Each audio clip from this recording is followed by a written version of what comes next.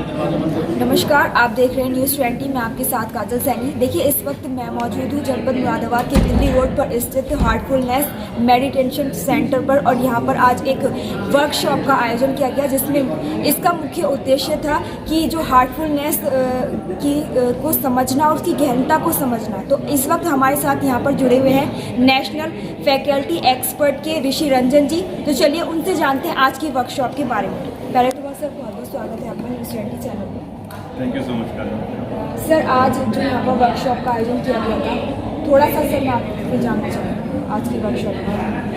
ये 2 दिवसीय वर्कशॉप हमारे हार्टफुलनेस मुरादाबाद केंद्र में हुई, जिसमें आसपास के करीब 8-9 जोन से लोग आए और पार्टिसिपेट किया।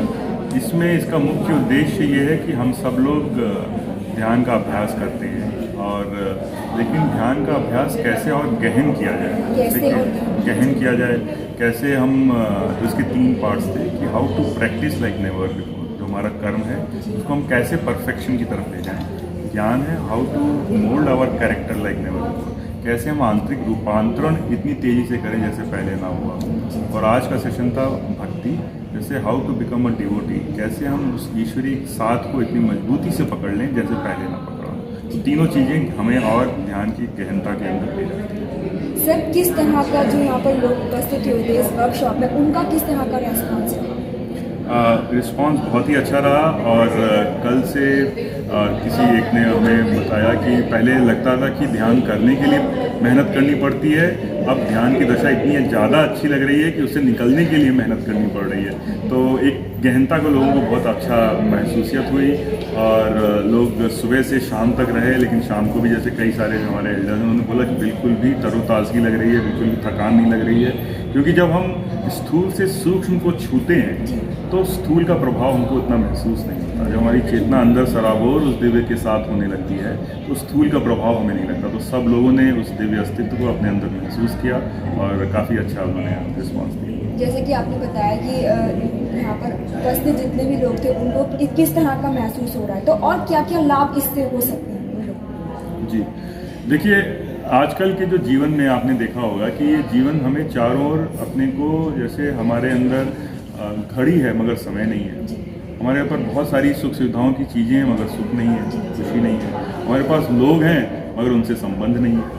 तो कहीं ना कहीं हम वस्तु स्पेसिफिक चीज़ों की तरफ बढ़ रहे हैं, हमारा जो अस्तित्व है वो कई भागों में बढ़ता जा रहा है।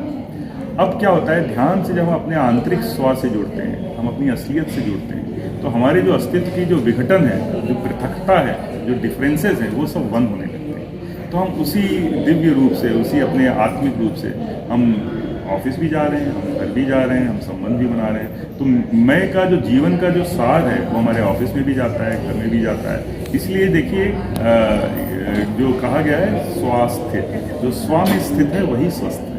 तो ध्यान से हम जब स्व में स्थित होते हैं तो हमारी हर चीज़, योग कर्म सुख वासना, हम हर कर्म में कुशलता मिल जाती है, हमारा मन शांत रहता है, हमारे एक्शन एकदम परफेक्ट रहते हैं। अगर इसको फिजियोलॉजिकली देखें तो हमारा बीपी कंट्रोल में रहता है, हमारे जब हम जिससे बोलते हैं उससे इतना मीठा और अच्छा उसके लिए प्रेम रहता है, तो हमारे संबंध प्रगाढ़ होने लगते हैं। ऑफिस में हम अपनी चीज़ों को और एफिशिएंटली करते हैं। तो जब हमारा अंदर का अस्तित्व एक होता है तो उसका जो मैनिफेस्टेशन है वो इतना कुशल हो जाता है कि लोग कहते हैं कि भाई आप कुछ तो अलग कर रहे हैं। सर, जो ये मेडिटेशन पद्धति है वो और पद्धति से कितनी भिन्न है और क्यों भिन्न है? तो हार्टफुलनेस मेडिटेशन एंशिएंट राजयोगा पद्धति पर आधारित है, और इसमें जो इसकी स्थापना 1945 में श्री रामचंद्र जी महाराज जो शाहजहाँपुर में थे उन्होंने शुरुआत की थी, रजिस्टर्ड इसमें शुरू किया। क्या चीज़ इसको और ध्यान पद्धति से अलग बनाती है वो है यौगिक प्राणायाम। अब इसको ऐसा समझ सकते हैं कि अगर हम किसी गर्म चीज़ को छुएं तो गर्म लगेगा, ठंडी चीज़ को छुएं तो ठंडा लगेगा। अब यौगिक प्राणाहुति के द्वारा हम अपने हृदय में भीतर स्थित उस स्व को, उस ईश्वरत को छू लेते हैं। तो हम उस ईश्वरत को छू लेते हैं तो उसका प्रभाव हमारे पूरे अस्तित्व पर पड़ने लगता है। वो ईश्वरत जो प्रेममय है, वो ईश्वरत जो दया निधान है, वो ईश्वरत जो हमारे साथ हमेशा है, हमें वो महसूसियत होने लगती है प्राणाहुति के द्वारा। तो ध्यान की जो आध्यात्मिक दशाएं हैं वो स्वतः ही प्रकट होने लगती हैं। तो बाकी ध्यान में आपको थोड़ा मेहनत करना पड़ता है, प्रैक्टिस करना पड़ता है, लेकिन इसमें हम ये कह सकते हैं कि शायद एक नेचुरल एड है, एक वो एड हमें जो है मिलने लगती है यौगिक प्राणाहुति के। सर, वर्तमान समय में युवा पीढ़ी को क्या मैसेज देना चाहेंगे, जिस तरह से वो व्यस्त ज़्यादा रहती है और ज़्यादा से ज़्यादा समय जो है वो अपने फ़ोन में व्यस्त रहती हैं, तो क्या कुछ कहना चाहेंगे? देखिए, अभी हमारा जो ध्यान है वो मुझे तो बहुत बताते हुए खुशी हो रही है, क्योंकि हम सब लोग देश विदेश में सब अपना ये सब कार्यक्रम करते रहते हैं। यूथ हमसे बहुत अच्छी तरह से जुड़ रहा है ध्यान से, और अगर इसको कहें कि ध्यान is becoming another cool idea इसलिए कहा जा रहा है कि देखिए, जो युवा पीढ़ी है उसका जीवन व्यस्त भी है और मेरे ख्याल से अस्त व्यस्त भी है और अस्त व्यस्त भी है। वो इसलिए हो गया है कि कोई सही उसको दिशा दिखाने वाला नहीं, और यूथ मेरे ख्याल से जो उन्होंने जो अपना सीखा देखा उसकी उन्होंने निरर्थकता भी समझ ली, इसका कोई ज़्यादा आगे फ़ायदा नहीं है। अब ध्यान में जब वो खुद को जब संयमित करके जब उसका प्रभाव देखते हैं, भले ही ध्यान के 3 सेशन हो, 4 सेशन हो, 1 हफ्ते में, उससे जब वो थोड़ा सा भी डिफरेंस देखते हैं तो उनको लगता है अरे ये तो इतना ईजी था, हम क्यों नहीं कर रहे थे, और उसको फिर वो एफिशिएंटली अपने यूज़ करते हैं। इसलिए बहुत सारे कॉलेज कनेक्ट्स, यूनिवर्सिटी कनेक्ट्स सब हम लोग से जुड़ रहे हैं, और वो हम लोग क्लासेस में, स्कूल्स में भी हम लोग को बुलाया जा रहा है कि बच्चों को ध्यान सिखाइए। आपने देखा होगा कि कर्नाटका में उन्होंने बोला है कि प्राइमरी क्लासेस में 10 मिनट ध्यान से पढ़ाई शुरू हो गई।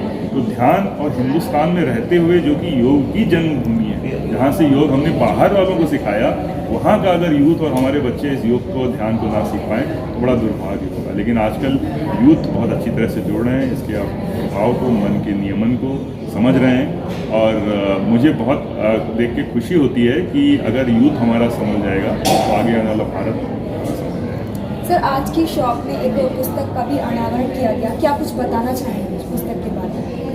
ये पुस्तक का नाम है द विजडम ब्रिज, जिसको हार्टफुलनेस संस्थान के ग्लोबल गाइड पूज्य श्री ताजी ने लिखा है। और इसको विजडम ब्रिज, अगर आप ये सोचिए कि हमारे परिवार में हमारे बाबा दादी, नाना नानी, और उनके पास कितना ज्ञान रहता है, कितना उनके पास हर चीज़ों को, क्योंकि उन्होंने एक्सपीरियंस किया है, हर चीज़ों को देखा है, हर मुश्किलों का सामना किया है, उनके पास इतना अनुभव रहता है, लेकिन वो अनुभव उन तक सीमित रह जाता है। आज की जनरेशन उसका कोई फ़ायदा नहीं उठा पा रही है। तो ये विजडम ब्रिज बना है, जैसे कि एक आपने सुना होगा, अगर इसको तुलना कर सके, एक राम सेतु था। राम सेतु में भगवान श्री राम ने अपनी सेनाओं को असुरों का संहार करने के लिए उस सेतु का निर्माण किया। तो एक पवित्रता, एक दिव्यता एक तरफ से दूसरी तरफ है। वैसे ही ये ज्ञान सेतु है। ज्ञान सेतु में जो बातें दादी ने इसमें लिखी हैं, बताई हैं, उसका अगर हम जीवन में पालन करें तो हमारे अंदर वैसी ही हम अगली जनरेशन को उसके हिसाब से, बुद्धिमत्ता के हिसाब से, ज्ञान के हिसाब से हम लोग उसको पुष्पित और पल्लवित कर सकते हैं। इसमें कई चीज़ें उन्होंने पहली बार रिवील की हैं, जैसे कि अगर उदाहरण के तौर पे, जैसे बच्चा पैदा होता है, उसके पहले माँ की कैसी वाइब्रेटरी लेवल की तैयारी होने लगती है, जिससे कि वो वैसा ही सोल को वहाँ से आकर्षित होती है। तो ना कि केवल तैयारी इस लोक की, बल्कि उस लोक से कैसे हम उस तरह की आत्माओं को यहाँ पे उतारें, अपनी तैयारी कैसे करें, वहाँ से लेके पूरी बातें बताई गई। तो ये बड़ी अद्भुत किताब है। तो मेरे ख्याल से आने वाले समय में ये एक ऐसी किताब बनेगी जो हमारे भविष्य को, जो आत्माएँ आ रही हैं, जो सोल्स आ रही हैं, और जो पेरेंटिंग हो रही है, और जिस हिसाब से हम बच्चे बड़े हो रहे हैं, जिस हिसाब से यूथ आगे बढ़ रहे हैं, उनके लिए ये दिशा निर्देश होगी। क्योंकि हमारे यहाँ पास अभी कोई ऐसी हैंडबुक नहीं है। वो दादा नानी, बाबा दादी और ये सब थे हमारे पास, लेकिन अब क्योंकि सब न्यूक्लियस फैमिली है, सब ऑफिस में, रोजगार में है, तो वो हमें प्रभाव नहीं मिल पाता। तो इससे वो दोनों जुड़ जाएंगे, तो वो ज्ञान, बुद्धिमत्ता हमारे अंदर आएगी, और एक जनरेशन, 2-3 जनरेशन का इस पर प्रभाव होगा। थैंक यू, आपसे बात। Thank you. तो जैसे कि आपने देखा, अपने सर से बात की, तो इसी के साथ जुड़े रहिए News 20 पर मेरे साथ।